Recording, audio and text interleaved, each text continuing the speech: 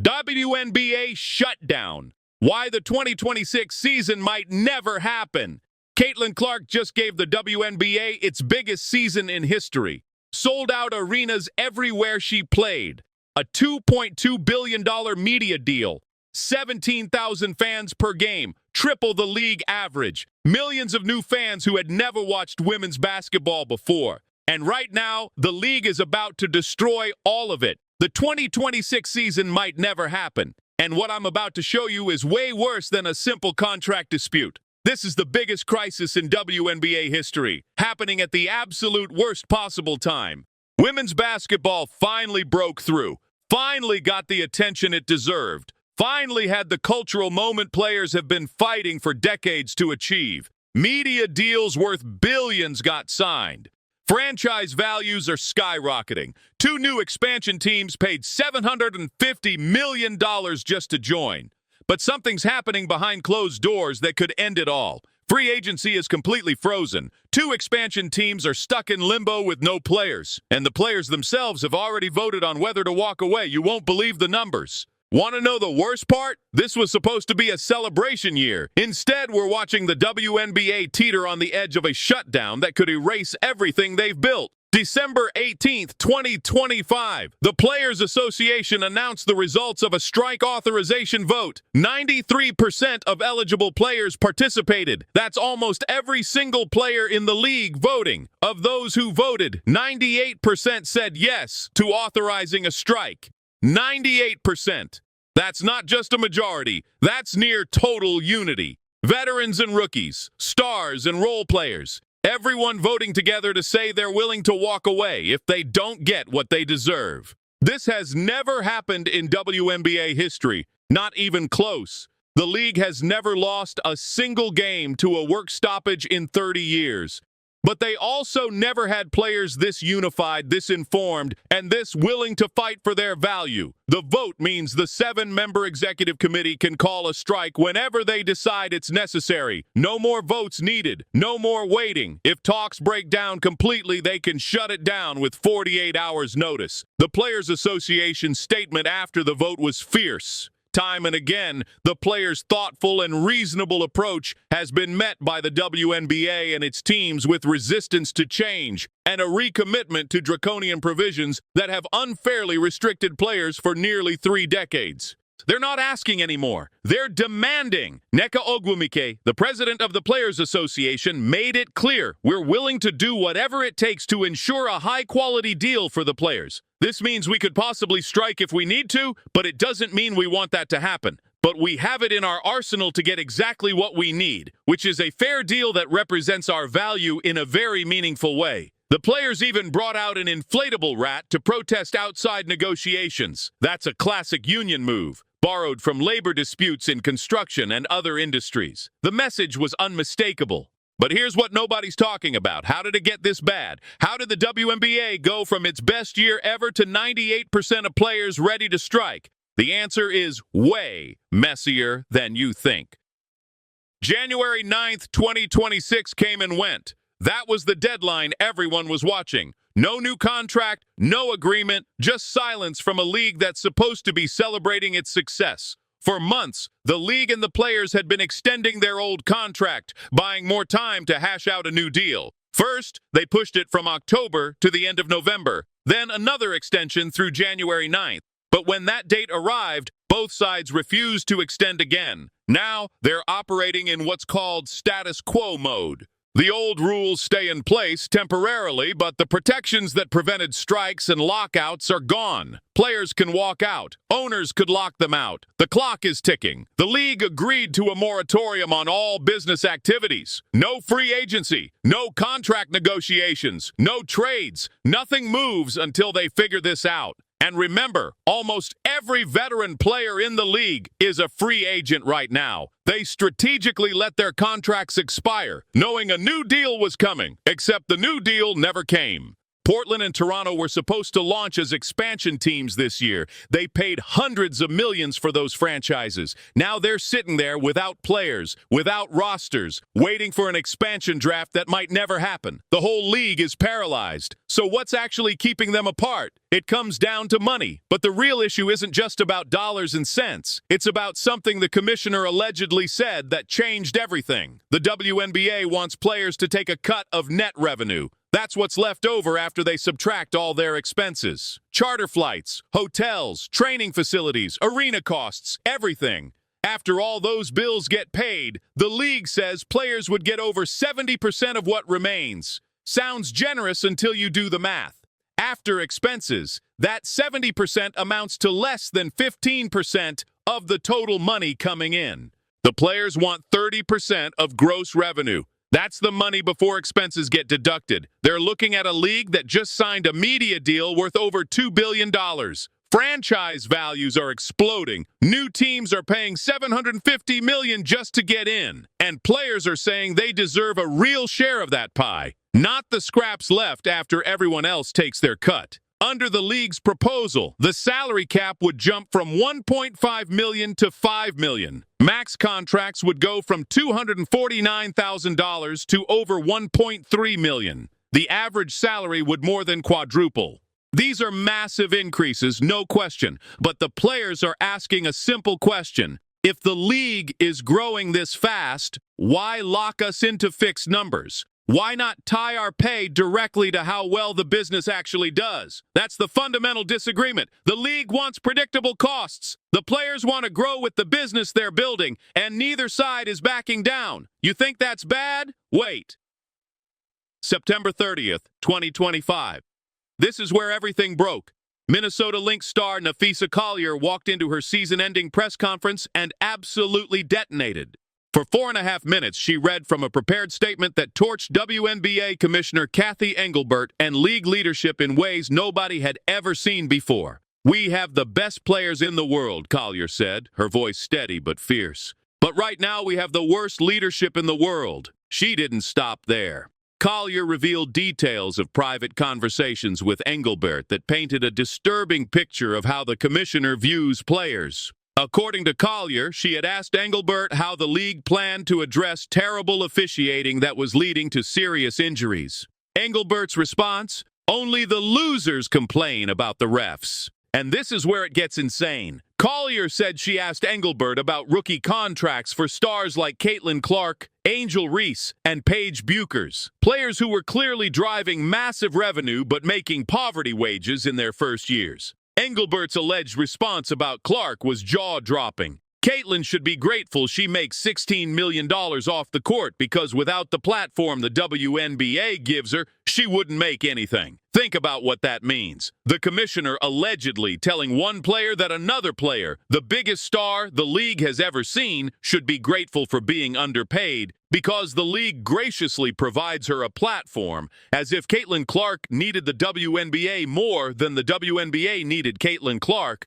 Engelbert denied making those comments. She said she was disheartened by how Collier characterized their conversations. But the damage was done. Collier had pulled back the curtain on what players were dealing with behind closed doors, and the response was immediate. A'ja Wilson, the league's 4-time MVP, said she was disgusted by the alleged remarks. Caitlin Clark herself backed Collier, calling her points very valid and adding that this was the most important moment in this league's history. Sophie Cunningham went even harder, saying everything Wnba said, "We all feel that way," and calling it shameful how Engelbert responded. But here's the thing. Collier wasn't just some disgruntled player speaking out of emotion. She's a vice president of the Players Association. She co-founded Unrivaled, a competing league that's actually making money. She knows exactly how leagues should operate because she's running one herself. And her message was clear. The WNBA's leadership is failing, and it's time everyone knew about it. The statement poisoned whatever goodwill might have existed in negotiations. How do you bargain in good faith with someone you've just publicly called the worst leader in the world? The trust was gone. And without trust, getting a deal done becomes nearly impossible. While this was happening, players discovered something that gave them power the WNBA never expected. Other leagues started proving that women's basketball players could actually get paid what they're worth. Unrivaled, the 3-on-3 league co-founded by Nafisa Collier and Brianna Stewart launched in early 2025. It was supposed to be a small off-season project. Instead, it became a phenomenon. The league plays a shorter season, just a few months during the WNBA offseason. But the pay? Players make a minimum of $100,000 for 6 weeks of work, plus equity in the league. Top players make over $250,000. Do the math. That's more than most WNBA players make in an entire season for less than half the time commitment. Paige Beckers, who hasn't even started her WNBA career yet, will make more money in one unrivaled season than she would in 4 years on a WNBA rookie contract. The league's first season reportedly generated $27 million in revenue and nearly broke even. That's extraordinary for a startup. Investors, including Stephen Curry, Giannis Antetokounmpo, and Coco Gauff, threw money at it. The league's valuation hit $340 million in year one. And they did all this while treating players like actual business partners, not employees begging for scraps. Then there's Project B, another new league planning to launch in late 2026. This one's playing in Europe and Asia, offering players multi-million-dollar contracts. Nneka Ogwumike, the president of the Players Association, was the first to sign. She was quickly followed by Alyssa Thomas, Jewel Lloyd, Kelsey Mitchell, Jonquel Jones, and Sophie Cunningham. These aren't bench players. These are all stars, choosing to play overseas because the money is better than what the WNBA offers. Think about what this means for negotiations. The WNBA can't just lowball players and expect them to accept it because there's nowhere else to go. Players now have real alternatives. Alternatives that pay better, treat them better, and don't make them feel grateful for the privilege of being underpaid. Collier said it perfectly during an unrivaled broadcast. I think you've heard a lot of chatter about what we're asking for is not sustainable for the business. But I've learned what it takes to run a sustainable business, and it's not what they're saying. She would know. She's literally running a competing business that's succeeding, and that experience gives players leverage they've never had before. Now, here's what's actually on the line. This isn't just about money or contracts or negotiations. This is about whether the WNBA can capitalize on the most important moment in its history or whether it'll squander everything just when it matters most. The 2026 season is supposed to start in May, but without a new CBA, there won't be a draft, there won't be free agency, there won't be expansion teams, there won't be anything. Portland and Toronto have already paid their franchise fees, they've built facilities, they've hired staff, but they can't hold an expansion draft to fill their rosters because nobody knows what the salary cap will be or what the rules are. Free agency was supposed to be chaos this year in the best way. Almost every veteran in the league timed their contracts to expire before the new CBA, knowing salaries would jump significantly. Teams were preparing for a feeding frenzy of signings and trades. Instead, nothing. Complete freeze. Players can't sign. Teams can't offer. Everyone's just waiting. The draft is still technically scheduled for April.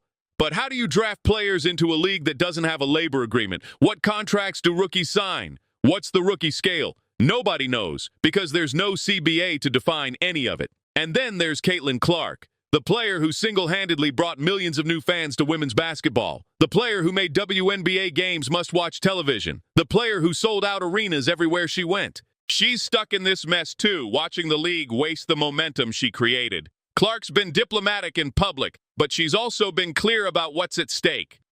During a Team USA camp, she said this was the biggest moment in the history of the WNBA and that they needed to capitalize on it. She added, "We're going to fight for everything we deserve, but at the same time, we need to play basketball. That's what our fans crave." She's right. Fans didn't fall in love with CBA negotiations. They fell in love with the game. But if there's no game to watch, all those new fans might drift away, and getting them back might be impossible. Studies of previous sports strikes show the damage can be catastrophic. When Major League Baseball went on strike in 1994 and 95, attendance dropped 20% the following season. The sport lost fans who never came back. The WNBA is way more fragile than baseball. It can't afford to lose 20% of its audience. It might not survive losing 10%. The cruel irony is suffocating. The WNBA finally broke through, finally got the attention it deserved, finally had the cultural moment its players have been fighting for. And now, just when everything seemed possible, they might throw it all away over money they clearly have. The league signed a media deal worth $200 million annually. Franchise valuations are exploding. Expansion teams are paying $750 million to join. The money is there. It's real. It's flowing in. But the people actually creating that value, the players on the court, are being told there's not enough to go around. Players see through it. They've watched NBA players get 50% of basketball-related income for decades. They've seen how other professional leagues operate. They know what a fair deal looks like and what they're being offered, isn't it?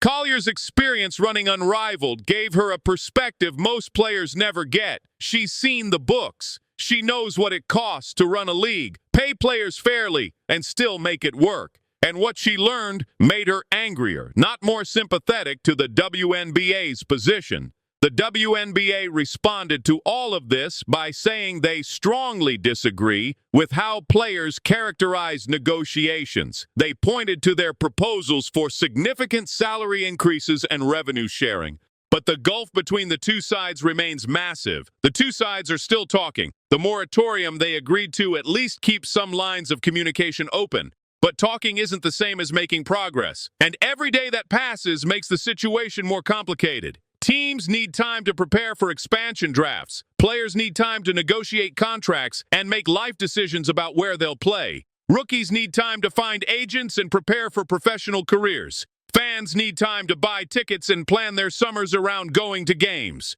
All of that requires a functioning league with clear rules. Right now, they have neither. The season might still happen. Both sides keep saying they believe a deal will get done. Breanna Stewart said she's optimistic they'll find a solution. But optimism doesn't pay the bills, and it doesn't fill arenas. The clock is ticking. May is 4 months away, and every day without a deal makes it more likely that the WNBA's biggest moment becomes its biggest disaster. I'll be tracking this every single day. Subscribe so you don't miss what happens next, because this story is far from over.